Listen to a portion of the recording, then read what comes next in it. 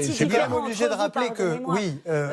vous dites au fond, ça n'est pas nécessaire. Non, il y a des résolutions. Il y a des résolutions peut-être que vous n'avez pas soutenues. Tais-toi, Caroline. Trouvé en soutien de la résistance ukrainienne qui nécessitait que l'Europe se mobilise, qu'elle apporte un soutien financier et y compris un soutien militaire pour repousser l'envahisseur. L'envahisseur qui a effectivement dévoyé ce privilège qui lui a été accordé par la communauté internationale de disposer de l'arme nucléaire à des fins défensives pour mieux couvrir cette agression et cette invasion qui dure depuis bientôt 4 ans.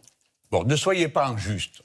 La défense de l'Ukraine, le premier qui a réagi de tout le champ politique français, c'est moi, parce qu'il se trouve que j'étais réveillé à cette heure-là, et je me suis donc exprimé en soutien. Deuxièmement, vous particulièrement, parce que vous travaillez avec M. Macron, vous savez mieux que personne quelle est la nature des relations que nous avons avec les opposants anti-guerre russes, puisque c'est avec le président Macron qu'on a obtenu les visas pour les faire venir en France, et nous nous occupons d'eux, et que nous sommes la seule force politique qui a un contact avec l'opposition. Quelle opposition? Elles sont toutes interdites. Il reste une opposition, c'est le syndicat du bâtiment, qui a tenu son congrès il n'y a pas longtemps, et l'unique responsable politique présent dans ce congrès, c'était une Française, Marina Mesure, députée insoumise. Donc, nous ne sommes pas une main en arrière du tout, c'est plutôt beaucoup d'autres qui le sont. Les partis politiques, par exemple, vous êtes membre du MoDem, que fait le MoDem à propos de l'Ukraine ou de la Russie? Rien, des communiqués.